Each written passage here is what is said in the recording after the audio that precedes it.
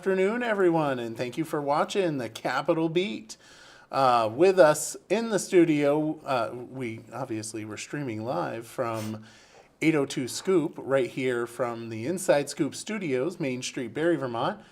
With us today, we have Gina Galfetti, and we also have Topper McFawn and Mike Taglavia. How you guys doing today? Doing great, well. Mike. Terrific. Thanks for having us. Terrific. Absolutely. Has it been all fun and games in the legislature? Absolutely, it I'd is. say Yeah, games. well, A you lot of were- games. Fun. You're there, Mike. You should know as well as anybody. It's not really Valid point. Yes. It's been a lot of fun.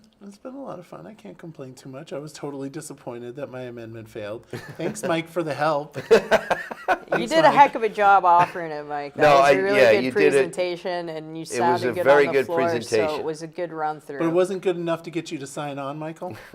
Well, yeah, I understand your point, but I just feel like if a teacher, an educator, or an administrator that did a good job, if you want them to come back, then simply coming out of retirement for a short period of time until the school system is able to find someone and allow you to go back into retirement. I don't think there's a big deal with just coming off retirement for a while.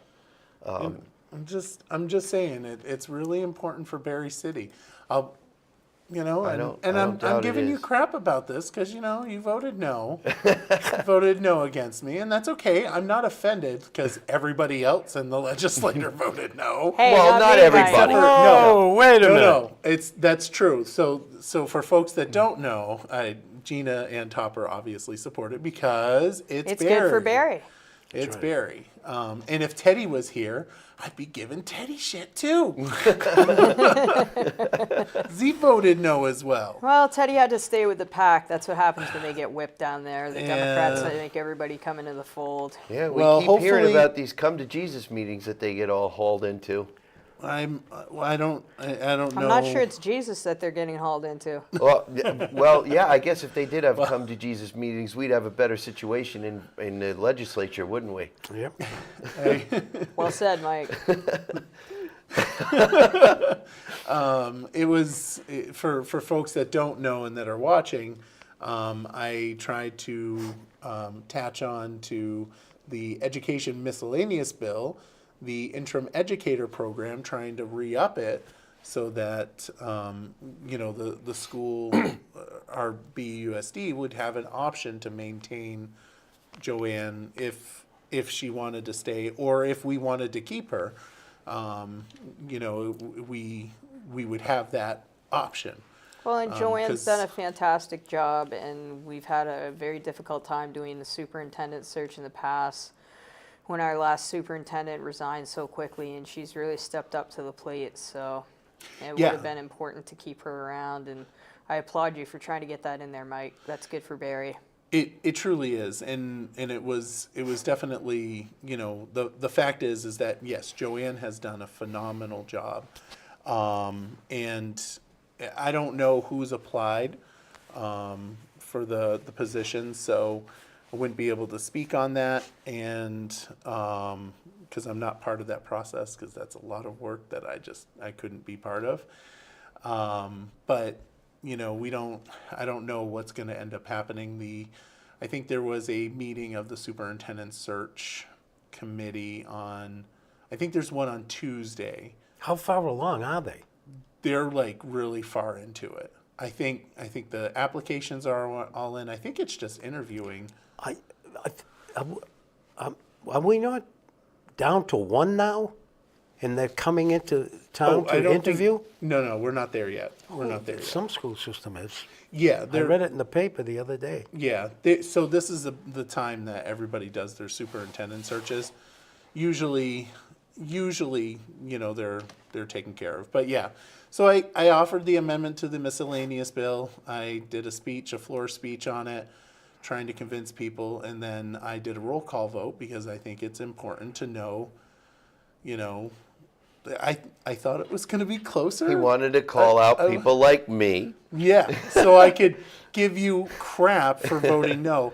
Well, no, I mean, I thought, honestly, I thought it was going to be closer, and it just wasn't. Welcome to the world of the Democrats getting whipped, Mike. I was, This is what happens. This is can't- what happens over and over again on that building. We have good amendments. We try to pass them on bills, and then the vote falls almost entirely down party lines. Honestly, I thought you were going to get more Democrats I thought so signing on too. to that. I really I did. mean, I got Hooper. Jay Yeah. Hooper signed on, but he was the co-sponsor of the original bill. What I'm kind of frustrated with is, like, I had 20 co-sponsors, and it was all the original bill, and it had 20 co-sponsors, and None of them none voted of the for your towns voted amendment. my Yeah. amendment. It's all good. It's all good. It makes it a little bit different. Makes my other hat that I wear a little bit more difficult, and that's okay. But anyway, so that's the exciting thing that. And have you been officially harassed enough there, Mike? Oh, you can keep it coming. That's all right. You got to have thick I skin if will. you're going to go I up will. there. So. I sent Josh Dobrovich a I love Josh. Representative Dobrovich. Yes. I sent him a little card Did that you? said, "Oh yeah, I wrote, thank you for voting for my, oh yeah, that's right." And then I had a little poop emoji and a list. Because he's on the poop list. Well, one thing Well, I you didn't have to noticed, send me the card because when we were done with the vote, I walked across the hall to compliment you on your floor speech because I thought you did very well for the first It's time. a great presentation, It Mike. really was. But that's when you advised me that I was on your poop You're list. on the poop So list. You're on the poop it list. saved you the trouble But of get writing ready out for a that card. to happen Did you- over and over again when you've got a good amendment on the floor and they vote it down party line. Yeah. Michael, I did get a lot of. I have to notes. compliment you on something else. Oh. My beard? Well, Because I did get it trimmed. the today. not your beard, but the way that you keep the pages busy. Yeah, he certainly does. He has notes going to everybody. I do. Because it's It's so good for much the pages fun. to have something to do. It Now is. with the dawn of electronics in the chamber, the pages don't get the opportunity to work as hard as Michael's been working them, and they love it. They do. Yeah, and for folks that don't know, we have, I think they're 8th graders. I Yes. think they're 8th graders, and they come in and they run little notes to everybody, and it's pretty cool. You like put your hand up, you go like this, and they come Or over they- to you. you tap and on the desk. You have to tap on the desk if they're not paying attention. Which Or one of your colleagues can point at them, yes, get yep, their attention, and say, "There." yep. It's a lot of fun. It's a lot Well, of fun. and that was all precipitated by the fact that before there were electronics in the chamber and everybody started texting each other, that was the only way you could communicate during the floor session, unless you walked Yeah. off the House floor. Which, yeah, that's. So they used to be really busy. Yeah. That would have been interesting to see how that went down. Unfortunately, I don't think there's any videos from those days that I've seen. No, haven't I seen don't any. believe so. I don't. The live streaming thing happened after the pandemic. Yeah. But, Okay. so should we dive right into the BAA? Sure. Go for it. I'm We ready. All excited about that? We'd be more So- excited if the vote went the proper way. but Yeah. Or, maybe If some compromise had been reached. Correct. I think the vote went the right way. It proved a point that if the governor is going to veto something, the votes are there. Yep, double. Well, there. To- It did to prove that. Yeah, sustain the his votes are veto. there Yeah. to stay. And right. that's a really important point, right? Because I guess, and I might be wrong, but so far the Dems have come some towards what he wants, not all the way, and especially since they're throwing it into the big bill, which is really frustrating. And I was going to say, but have they really come to the table to compromise? Because Yeah, they they- made the BAA, the second BAA that they put in, this new bill, appear as though it was not causing any increase in spending. But what they really did was take everything out of the BAA and put it into the annual budget bill that's going to get passed, so the spending's still all there. Yeah, so that's not helpful. It's not helpful to do that kind of stuff. Yeah. That's- No, there's a lot of compromises on the table that they're just unwilling to take a look at, and I think that just speaks to how entrenched the majority is with its policy. Well, And this program, it was brought up in floor debate, but I guess it would be a good idea to say it here too, is the program that they're talking about doesn't end April 1st. That's and correct. The implication was that it ends, and it doesn't end. And it will still be funded, it's just that It would have gone back to criteria that we Yeah. had pre-pandemic that allowed for people that had medical needs, families with children, to be eligible for this program. And unfortunately, with the way that it's set up right now and with what they want to continue, there's no prioritized list of who gets housing. So we've got able-bodied folks in there that aren't going to, see their housing end, and we've got, vulnerable people on the street that could be utilizing those rooms in a far better way. wait a minute, Gina, because I'm a little confused here, because we've had a barrage of let me introduce these people. This person, who Has severe 5 medical children. problems and Correct. has children. Yeah, no, that's a fallacy. That's something that the Democrats are trying to control the narrative with, saying that those folks are going to be unhoused. If indeed the medical and mental health and the fact that they had children comes into play, they would still be eligible for the General Assistance Housing Program. Yeah, And but wait a minute now. We have to talk about what we know is happening. The people that are in the program now would have to get out. yeah, except New for the people people. could come in. There's Because of the 80-day. what's on the table now is a proposal. After that bill passed, there's a proposal on the table now where the governor has agreed that certain people could stay in. Exactly, that's And the that's- compromise. Well, that's the governor's proposal. Right. That hasn't been compromised yet. If Okay. they Right. if they will vote for, if they will allow that to happen, If they would vote for the you compromise. get to yes for everybody probably. Yeah, and that option's So- been on the table, and it doesn't appear that they're willing to come to the conversation. Well, that's really, really unfortunate, because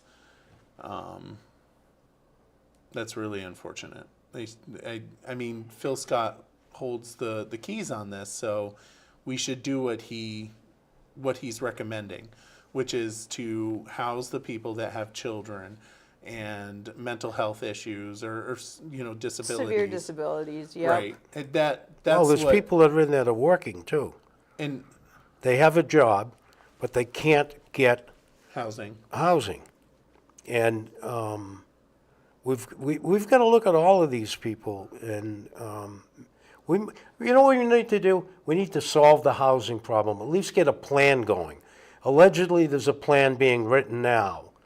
Whether or not it comes out of Human Services in time for this legislature to deal with it, I don't know.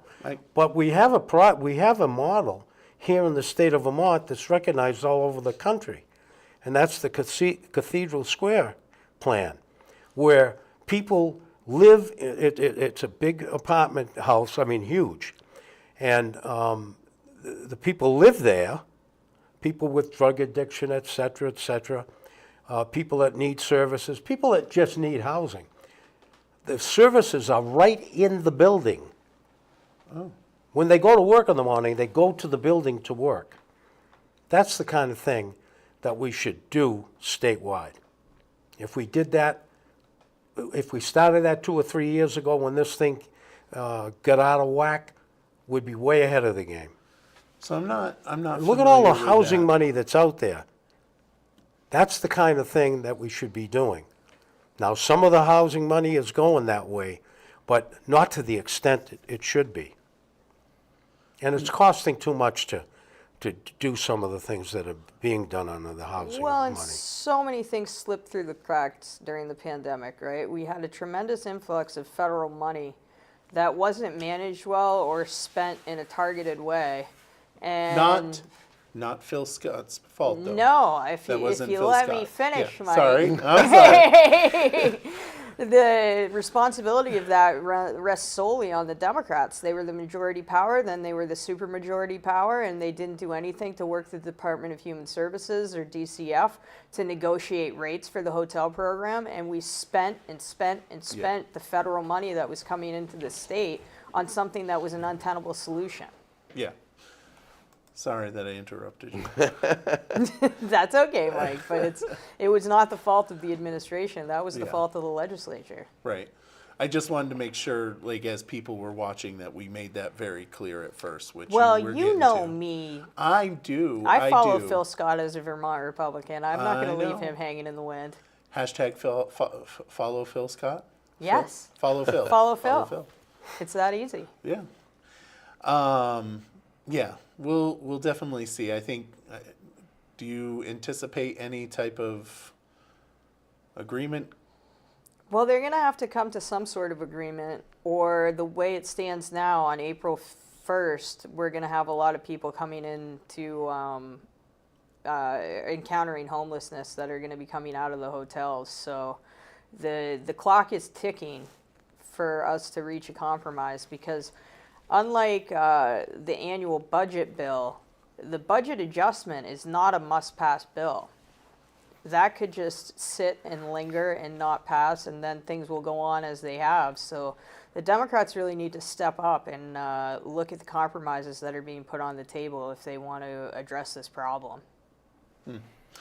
You know, you made the comment that it doesn't have to pass, and we've tabled the actual veto vote like 5 days now. That'll stay that way there probably too. So will they like table it by You have another, like a you have a year? brand They new can bill. just leave it on the calendar indefinitely. Yeah, this new bill that's got the different compromise probably supersedes it anyway. So what's the Not purpose not of exactly, but the new bill that comes through will go to Phil Scott. He'll veto it most likely, and then that bill have will end two. up on the veto calendar as well. So they're really kind of playing with people's lives in a foolish way by drawing the clock out on this. So that brings up another question. Apparently, the dates for the veto session have already been set.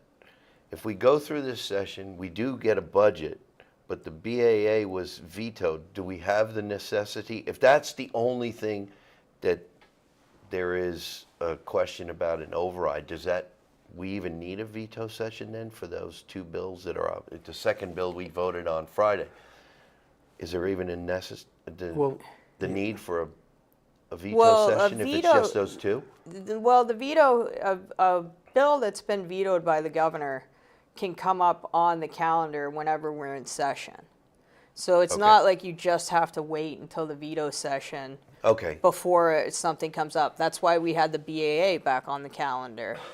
And, you know, when the veto session comes, the budget bill is a must-pass bill. Same as the T-bill and the capital bill. We have to pass those, or we look at, you know, basically a government shutdown in the states. So those will be bills that we have to find a compromise on before we can adjourn for the session. Well, except that the veto bill doesn't ever have to be voted on. You don't have to vote on it. No, but the BAA, or the budget bill is a must-pass bill. That's a budget is, yeah, but that hasn't been vetoed. No. The other thing that has to happen is that bill that just went through the House, Yes. it has to go through the Senate. It'll go to the Senate And it then has come to, back. that could end up on the wall in the Senate and never be taken up. Or they could make changes to it that make And it fix it. something that's, you Yeah. know, palatable to the governor, that he can That's right. get behind, and then we can go ahead and vote for it when it comes back to the House. Well, I I'm feel like hoping, that's the wisest idea, considering the fact that the governor has the veto power right now. that's right. It's kind of like whatever, I mean, because that's the way that that it works. It's the governor That's the way it's has, designed. It's the way it's designed, right? And at this moment, it should be, Phil Scott gets pretty much what he wants, depending on how much he wants to push on it. And I wouldn't say that he gets what he should. wants. No, I'm saying he should though. Well, he gets No, to I put wouldn't even his stamp say- of approval on what the legislature has done. That's right. Exactly. True. Exactly. Yeah. And if this thing doesn't get passed, let's just say the second bill that we passed doesn't get through the Senate. So now the only bill on the BAA that we're going to deal with is the veto. That could stay just like it is, and the Speaker will never bring it up. All that happens is everything that is in the BAA goes away. Well, and this speaks to the And- point of the overall compromise that is not being made. The Democrats are still playing the game like they've got a supermajority, and they're not considering the fact that they need to compromise with Phil Scott. And they're acting as though they can play it out in the media or play it out with the voters that it's, the administration that's hanging up on this, when really it rests squarely on the Speaker's shoulders and the majority Democrats to find that compromise and recognize that, things are not the same as they were before. I don't. Think, All right, now here's something you I got to don't think it's really playing well understand in the here. media for them. You have to understand, we can't be making a statement that the Democrats haven't compromised at all. Sure we can. Oh, well. Let me okay. finish why. Don't interrupt me, please. They have taken all of the money out of the bill except for That was- one thing, the hotel thing. So they will say, the Democrat majority will say, we have compromised. 98% of the bill now is exactly what the governor wanted. Yep. So, but the problem is, the one thing that the governor did not want is still in there. Right. Well, And- the Okay. problem with saying that So- they've taken all the money out of the bill, that's a complete fallacy. Because they've taken all of the money that they were going to spend on the budget adjustment and rolled it into the budget bill. The So budget that's bill not- hasn't even come before us, that- though. Yeah, But but that's where as they it, put the as money. it sits Well, I don't right know if now, they they put it all took the in money there. from the BA, they rolled it into the budget bill. The budget bill is a must-pass How bill. do you know that, Gina? Representative Harrison. How do Yeah, it you was. know that? That's what, Because that's that's what's what been Jim Harrison discussed. said on Yeah. the That's floor. what Jim Harrison Jim said in Harrison caucus. said, what we see is some of those items coming back in the big bill. Oh, okay. He didn't say that everything went into the, Well, Yeah, he did. So okay. the other I thing can't remember. that I can't we remember. need to, I feel needs to be put out there also is we're approaching $500 million spent on this program, and the program is basically mostly a failure. That's a lot of money. Since it began, that's a lot of money, and Right. could be money much better spent. So I would contest to you that it's a huge failure. Not, I mean, like I don't down, think any of us disagree yeah, with you there, Mike. Yeah, You know, definitely how not. many people have died? 135. 137, I think it was. And now it's I think 137. it was 137, and I know that there was one comment that people were given tents and they died, but that my understanding that was reference to the two individuals in, I want to say Waitsfield, Yeah. that died in their tent, but They were on their they parents' were- property, right? And they had and they didn't want to come into the house. they didn't want to come into the house, and I don't know how they died, but I think it was not. I believe it was Natural. drug related. Yeah. Yeah. Yeah. It it wasn't was. due to exposure. It was wasn't due due to to exposure. due to That's a right. drug problem. right. Yep. Okay. They overdosed. Yeah, and Okay. it's just that the rhetoric around this is extremely frustrating, because there is a path forward. There's a path forward for the Budget Adjustment Act, and there's also a path forward for the coming budget for this program, and that would be to scale it back to pre-pandemic and take the additional funds and build housing and build support services for folks. That's my thought. You Yeah, raised but a- that additional money that you're talking about, Mike, Oh, that's right, which isn't there anymore. that's right. That's right. Okay. Yeah. Good point. And what happens So is, we pissed away 500,000 or $500 million when we could have built houses with that $500 million. That's a lot. Yeah. And That's there's a lot other- of houses. there's a lot of other things in that budget adjustment bill that would be good, that the governor put in there that Yeah. would be good. And if the Democrats don't come to the table and negotiate some of this that's left and appease, make more compromise, put it that way, we're going to lose some good things that are in that budget adjustment. Our budget adjustment. I'm going to give you one. I'll give you one easy one. The Veterans Home. The governor put more money in there to do some things down in the Veterans Home that have to be done, that have had to be done for several years now and have not been done. That's not going to get done. Well, So hold the on. Democrats I got a should question. Why say, can't it find its way into the new budget bill? Yeah, and it will. So let So me it really won't be. when does that take Taken place? out. In 26? let me We're ask you gonna a be question voting here. on 'Cause I- that. The big budget bill. Yeah, but Hopefully but it soon. won't take place. That budget is a year out. I got a question Well, for it you starts guys. July 1. This Okay. the yeah, way that- beginning July 1. Am I incorrect in thinking this? The Budget Adjustment Act is just adjusting what the current budget is. That's and it. It's just not. Yeah, that's what it's supposed It's enough to supposed to carry be. us to July it- 1. isn't it- correct? Exactly. It's supposed to be just a balancing of the books, not a Okay. policy bill. And Okay. there's been policy made in the Budget Adjustment Act from time to time over the years, and it's not the practice of what should be done in the budget adjustment. Yeah, it's not. It hasn't happened a lot. This year was a lot. This year was heavily policy influenced. And going and changing the procedure well- is part of the thing that's a lot of a bone of contention for a lot of people. There's a way to do it. There's a process, and changing the process because certain people want their little pet projects.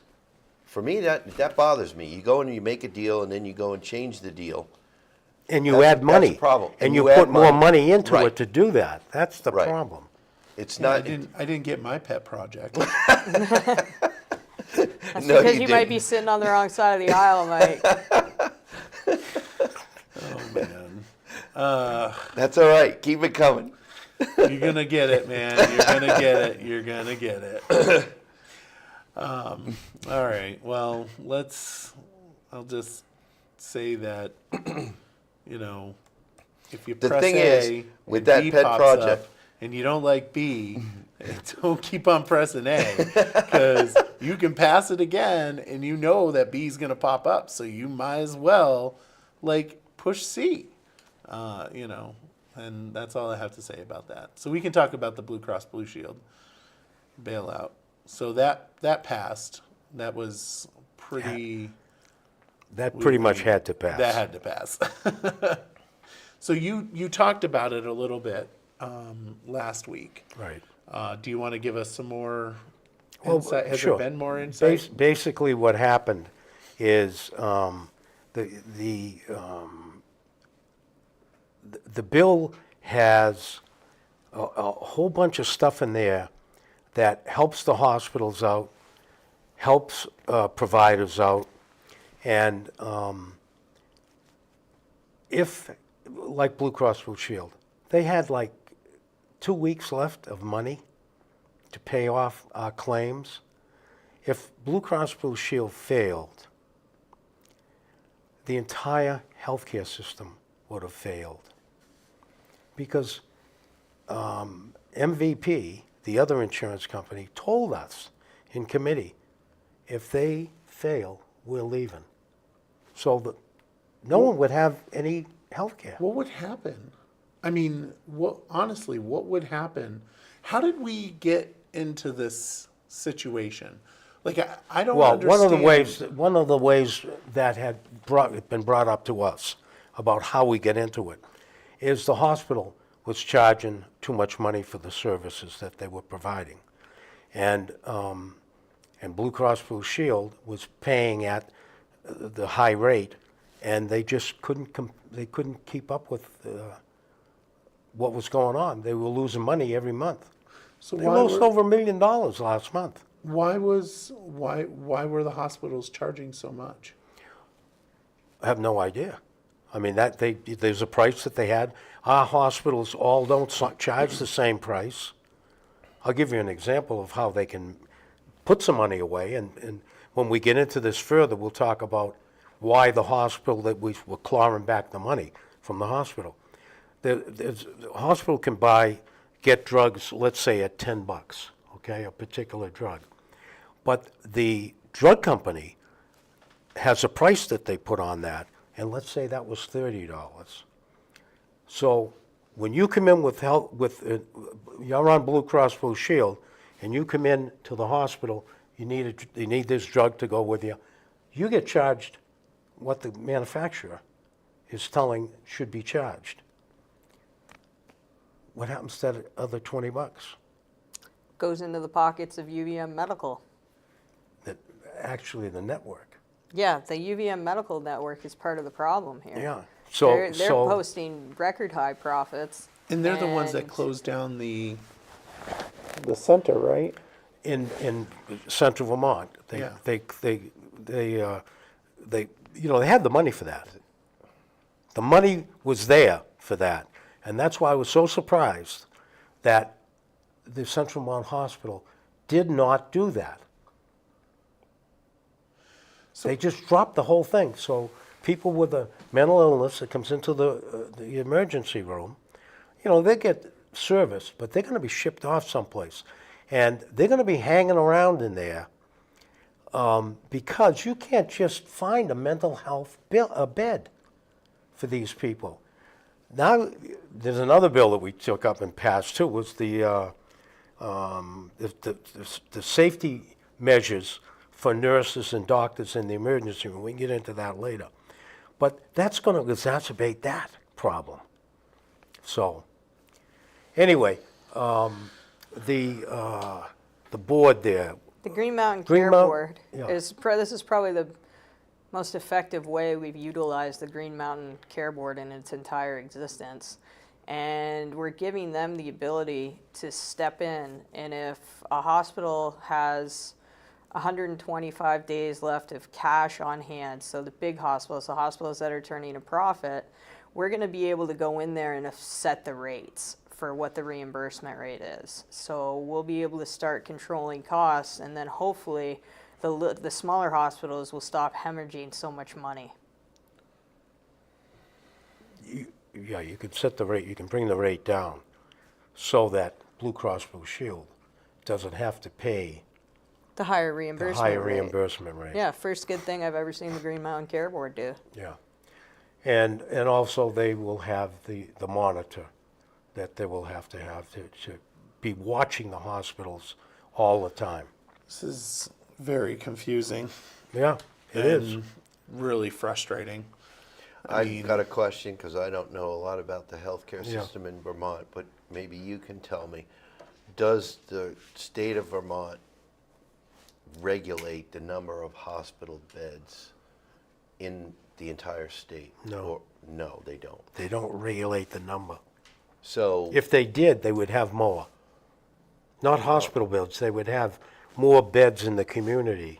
well, that's the point I'm getting at, is if we're not regulating that, how are we stopping more beds, like you said, more mental health beds, because apparently we have a desperate need for them all over the state. Why are we not seeing facilities like that coming up? If there is a need, if there is a way for a hospital to actually be solvent in providing these kinds of beds and services. Right. And down in Brattleboro, there's a new one there's a building that's being renovated, and that's going to be for youth. There's one in Colchester that's being built. Well, and we've got one right here in Berlin, but I think one of the Well, other that's the hospital. problems. No, there's a psychiatric center up at the top of the hill where the doctor's office used to be on the right if you're headed towards Montpelier. We have a secure psychiatric facility there. Oh, that's one thing, And, mental health. and because we don't have the staffing, there's an entire wing of that building that's sitting empty we could have more mental health beds right there. But because of lack of staff. Lack of staffing, Yeah. yeah. Yeah. So here we go. Where we were talking about this off air. It's a multi-pronged problem, like you said. Either we need staff or we need housing for the staff, and Yeah. we need the right pay level. So we Make need 'em- three things have 'em to come here. fix the housing, the affordability, and the healthcare. Yeah. They all need to be fixed at the same time. Otherwise, this is not going to work. Absolutely. You know, the problem with the housing and also what's contributing to driving up the costs for the hospital is they're using a lot of Traveling nurses and traveling folks that are getting, time and a half or twice the rate that we are able to pay people that are staffed in the state. So without that housing component, Right. Mike, you're totally right. We're It's not going very to be able to lucrative, combat yeah. this problem. For the traveling nurses, it's very lucrative, but for the state of Vermont, it's not. No. And that's another reason why. Your head some- spinning over there Yeah, yet, it's Mike? spinning. What's that? That's another reason that we run into. Lots of Housing things, is a and- big deal. Housing And is a big yeah, deal. and Well- we're getting a slow roll from leadership. We have problems that we should be working on, that we could be working on, that we're not addressing because they're not coming up in committee. No. That's They're right. not being addressed. But we have the Jake break bill, so everything will be quiet, And again, that's squarely and it's a rests- safety issue.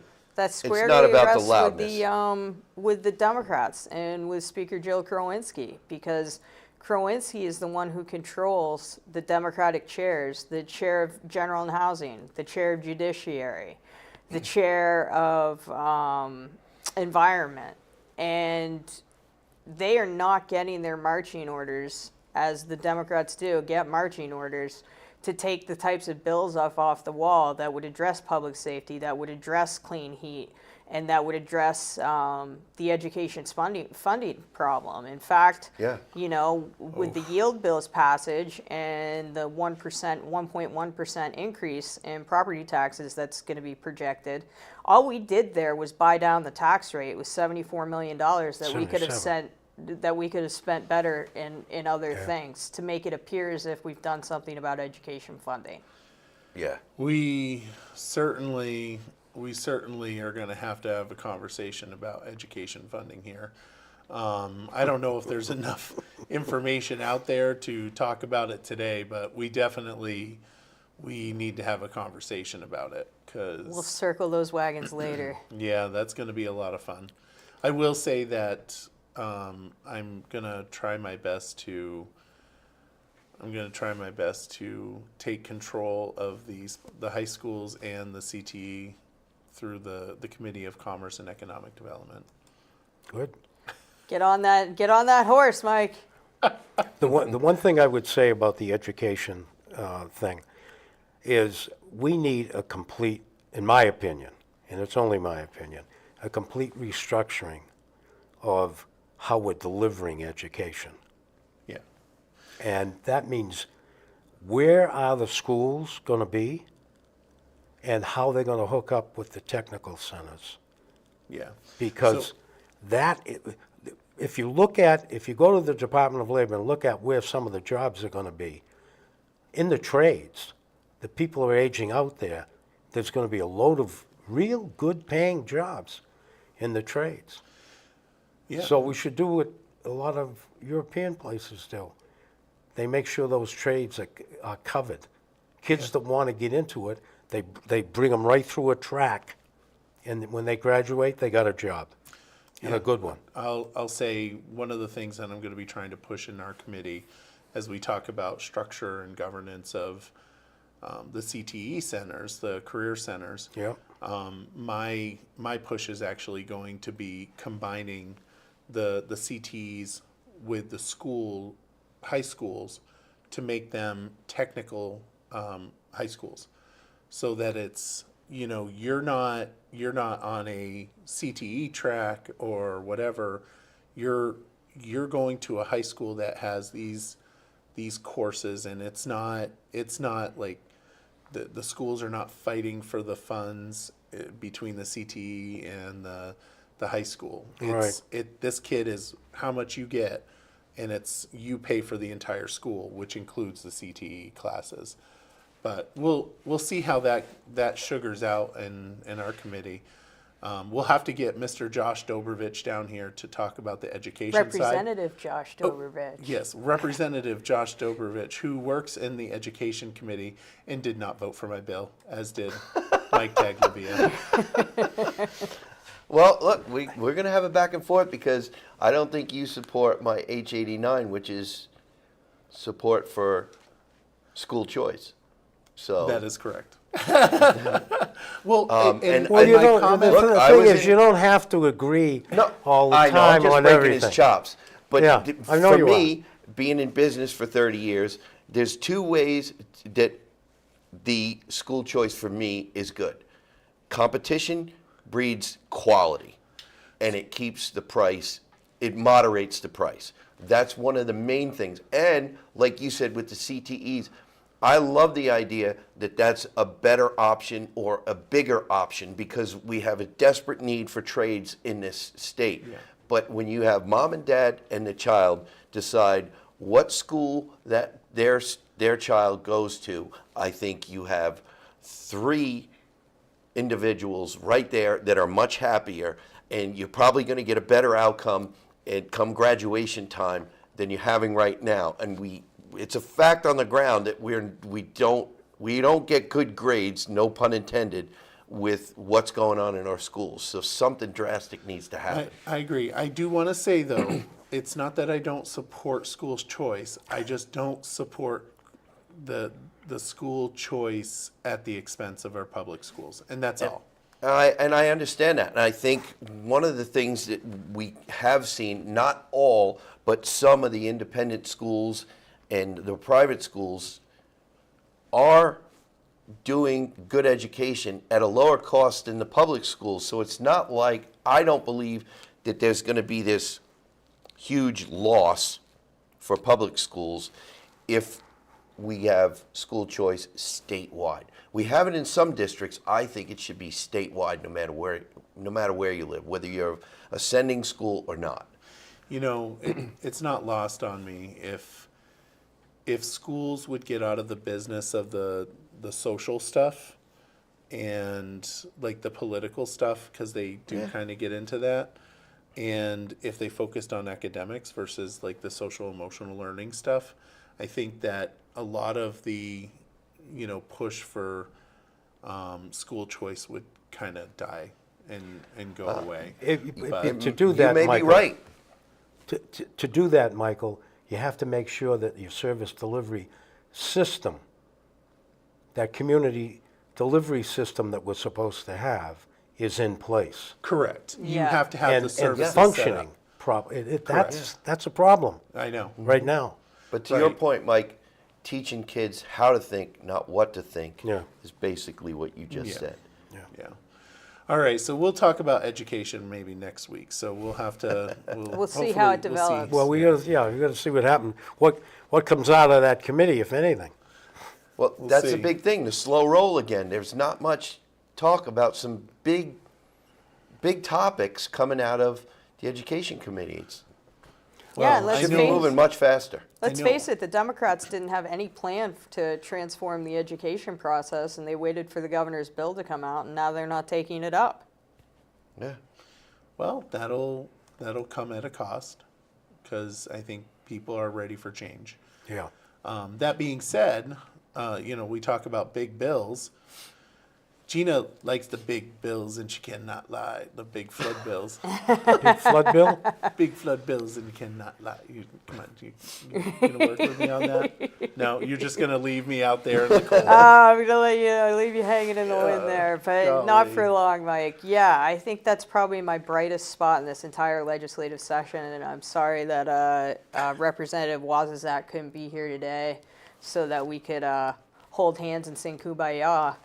Because what's something that was so critical and so important for Barry City and Barry Town, and as I refer to for Barry, because for me there's no divide, was flooding planning and relief. And we were able to pass several bills, and not pass them in a technical sense, but we were able to get an omnibus flood bill to government ops that has been refined. And we were able to get pieces of that omnibus bill before the committees on transportation and before institutions and corrections, which I sit on. And a lot of the pieces of that bill are going forward. You know, we're looking at buying out, or giving a meadow in Waterbury, which is near the State Waterbury complex. We're looking at transferring that to the city of Waterbury so that they can start planning for flood resiliency and have floodplain management there. And general and housing, we had the homeowner assistance program, which is a lot of residents didn't qualify for the FEMA buyouts and are still stuck in housing that is not either resilient and needs to be rebuilt. And with some state support, we can help families elevate, we can relocate, and we can rebuild housing that is resistant to floods. And then you know, we also had in-house environment and energy, which I believe you sit on, Mike. Well, environment and energy are separate. We're Separate, just environment, yeah. Energy and digital IT. Energy and digital, yeah, they changed it up from last year. But and these are two things that have not really gone anywhere, is that we need to improve our riparian corridors, which is basically giving the river enough room to move. But one of the other initiatives that we were really pushing for, and A&R would have to clear, is getting riverbed maintenance and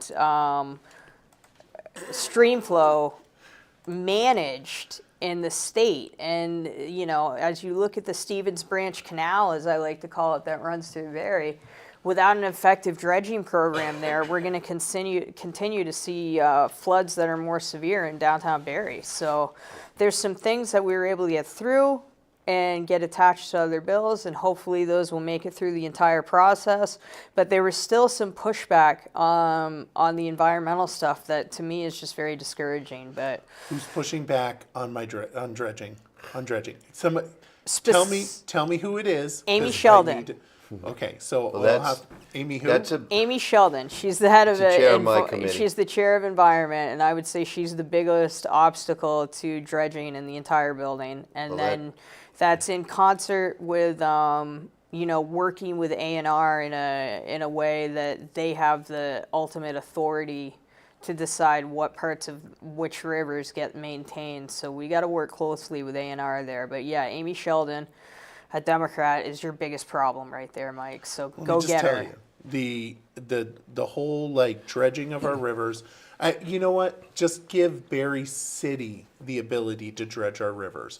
I don't care about down the street, you know, down the road. I don't care about that. Well, that's a little myopic, Well- isn't it, Mike? well, the thing that you've got to it's think about. all about me. Barrie and Montpelier need the ability to do that. And in between them, like you said, the riparian areas, the areas where there needs to be a larger floodplain, fine. But Berlin. what are you gonna do with all this area driving through Barrie? Yeah, there's cities that were just driving right man-made next to the road. constructs built along the river that we diverted river flow and streams. And, you know, the culvert system that runs underneath the city of Barrie, those culverts are so silted up. My grandfather used to be able to walk through them when he was a kid. Right. And now they're filled with silt. So you have to expect that the river is going to go back to where it naturally wanted to be before we diverted it. And it's Exactly. ludicrous to think that without maintaining that structure, we're going to be able to beat these floods. And this is a point that you just made there, and something that the people that are in control are not thinking. They No, look they at are. Barrie Ci- I want to disagree. They Well, are no, thinking. No, hold up. Wait, let me finish what I'm about to say. Because we redirected that river. It has got granite slabs on the side.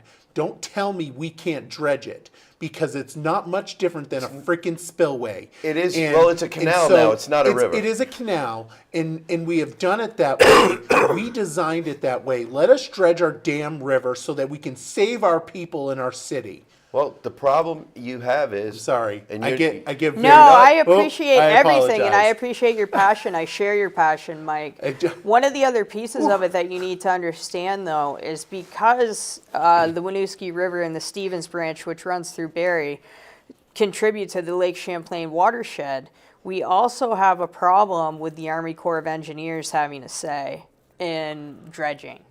And because it's a federal watershed. So the feds have a role to play in this as well. The state, specifically A&R, needs to be leaning on the feds to declare that, as I had a bill in last biennium, that what we have here in the city of Barry is man-made infrastructure. The Army Corps of Engineers will clear maintaining man-made infrastructure, but we have to get that conversation to the table because that's not even being talked about right now. Well, I'll I tell want to you, talk to you there's a more about that newspaper because I clipping. didn't even know you had that going on. I seriously want to talk to you more about that. Absolutely. The Army Corps of Engineers came to Barry and dredged our river after the big flood back in After 20 Irene. Yeah. No, before. Well, maybe then too, but before. You're talking about back in after the big- 1920s? Correct. Okay. They came, and that was part of the whole thing of fixing our riverbeds was dredging out. Right, And we so haven't that's had why the- we need A&R to be working with the feds right now to make sure that these areas are maintained going forward. And A&R is not working with the feds. Secretary Julie Moore seems to be hung up on the idea that we can naturalize all these river corridors, and the fact of the matter is that just doesn't work in Barry. And there's other places where it doesn't work as well, because we moved and changed and rerouted natural river corridors, and we have to accept that because we're not moving the cities to a different place. Well, there are a lot of people who are like the idea of relocation. And that's the thing that, one of the things, how are you going to relocate so many of the businesses and residences along? Just forget about the stuff upstream of Barry. And there's a lot of it upstream. And I was in one of the towns upstream. And I saw so many of the houses where the river splits, and you've got a school and a church. It's supposedly an evacuation zone or evacuation site in Washington is a school. It's in a flood zone. You can't evacuate to it. Right. So there's a lot all along here.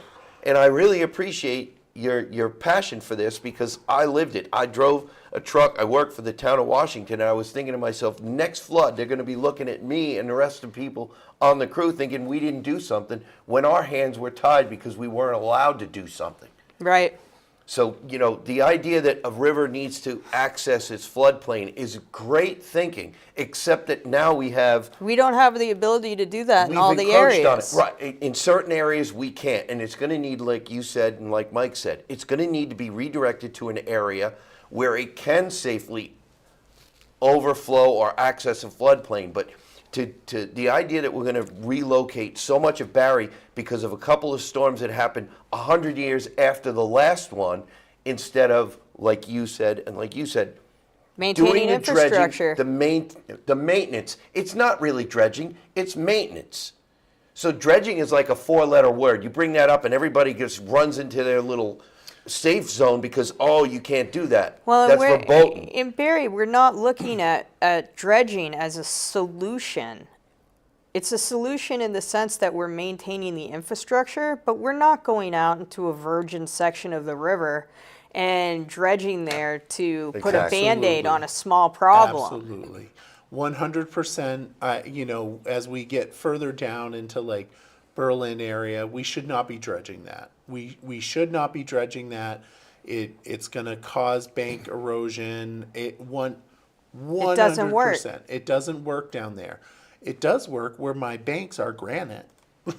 Yeah, absolutely. And I won't speak for Representative Wazazak, but Oh, I know I'm that sure he's very, there. very open and receptive to this idea, and that just demonstrates another place where a Democrat and a Republican, myself, are able to actually work across the aisle and get something effectively done. I think this is the only example of legislation all session where a couple of folks in the best interest of their community were able to work across the aisle. So I'm going to pat myself on the back there, Mike. Good job.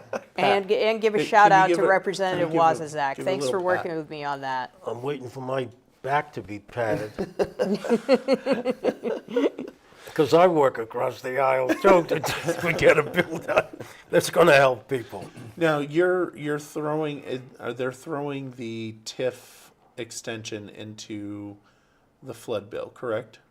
I believe so, yes. So hopefully that will get passed as well. Another bill that I submitted that dies on the wall. But my Barry charter changes did. It passed. There you go. Yeah, I know it. You know, I'm there's wondering where something. ours is. It's You in guys have charter drafting. changes? It's coming out. No, I thought they. GovOps doesn't have a deadline for that stuff. I know, but I thought they were gonna have it out, last week, and I saw the other one come out. Yeah. I think I submitted our charter changes back in December. So did we. Oh. Except they didn't get there. Oh, never mind. All right. Anything else? They were submitted to us. It was submitted to you guys. We got them into drafting. That's No, what we we have got to 'em. We do. got 'em And there they're there. finally. They'll be there before the May election. So Yeah. that's what matters. Yep. That's all that matters. Yep. All right. You guys have anything else you want to talk about? I want to tee something up for next time. Okay. The Medicaid changes that are being proposed on the federal level are going to be devastating to Vermont. If the proposals that we get briefed on Friday come to fruition, which we don't know whether or not they will. This sounds They're heavy. sounds cutting edge. Yeah. Topper, they're- this they're is heavy. good That's stuff. why I just want to tee it up because I think by next week, maybe we'll have more information on it, but it doesn't look good. I mean, we're talking about millions and millions of dollars. And we cannot Fill the get gap. that money and to fill the gap through state revenue. We can't do it. Especially when we're pissing it away into a hotel program. That's not helpful. Well, not only, well, that's Just only say- one I'm point, just being- that's No, but- 1.8 million. I'm talking about 40, 70, 240 million. Different things that are in place right now that are being paid through Medicaid and through the expansion that we did to Medicaid here in Vermont. If what's being proposed now in Washington, that whole expansion goes away, that's $240 million between state funds and federal funds. We can't afford that. That's only one thing Well, that was and- being and- talked about. That speaks to the reality that Democrats need to start coming to the table and negotiating with us because Vermont's going to have to tighten its belt if it wants to address affordability, if it wants to be able to weather these federal cuts. We need to figure out where we can make cuts right now that aren't going to have the detrimental impact on Vermonters, and really get to work on that because there is waste in the state of Vermont, and we can do something about that. Well, that was my question. What in the Medicare and Medicaid system is in place to weed out fraud? Is there anything? Yeah, there is, but it's not doing it. It's not doing it. Well, the that's way one it of the should. things we're going to need to, Absolutely. especially if there's cuts, you're going to need to Absolutely. be able to weed out the fraud. Absolutely. Yeah. Well, I'm Well, sure to that's be- one of the things that's to going be to continued. To be necessary. There's continued no next question about it. week. There's no question. We gonna do this next week? I'm in. I don't know. I don't know if we're going to have enough information to talk about it. Oh, okay. Because it all depends. I mean, I can tell you one thing right now that's taken place. The trans surgery that has to, if you're transitioning, an executive order by the president, I think it was Friday, put an end to it. Okay. Our state laws say we have to do it. So Yeah. you know, Okay. So we'll have to it'll take a change that. while to get that squared away. Well, but we'll have to change the law. Yeah, man, no Yeah. kidding, Yeah. yeah, We'll have absolutely. to Okay, change a the law, change to 'cause the we can't law afford will that. fix that. No. Okay. And that All won't be right. able to be done Well, easily, you know, with 'cause there's gonna that, be all kinds of I think I'm outrage. gonna call it here, and we'll let folks know when we're gonna be going live next week. Because it's a little confusing. We don't usually know. It's all because of this guy over here that didn't Yeah. vote for my bill. And we need to I get, might come back just to be able to pluck your nerve a little bit and more we need to about get that. Representative Wazazak down here Yes. so we can have a full representation of the Barry delegation. Yeah, and when Teddy comes down, we'll rename the show to the Capitol Beatdown. 'Cause it's 4 Republicans against 1. So poor Teddy. Teddy's going to jump the fence. Now that he's done so much good legislation with me, I think he's ready to cross the aisle for good. That's not gonna happen. Wait till that gets I- out I and he can't- hears that. I don't see that happening anytime Maybe I'm just soon. planting the seed. You're just you. I'm manipulating the Dreaming. media. All right. Well, thank you for coming down here and letting folks know what's going on. And it's certainly helpful to know what's going on in our government and in our state government and in our local government. The only way you can do that is either be there or, well, you can watch, read the newspapers and stuff. But it's not nearly as awesome as getting it right from the sources. And that's what you get here. And that's what you get on the 802 Scoop. And we want to say thank you for watching and thank you guys for coming in. Thanks, Mike. Thanks for having us. having Thanks, Mike. us. Yep. Have Thank a you. Wonderful evening, everyone. Okay.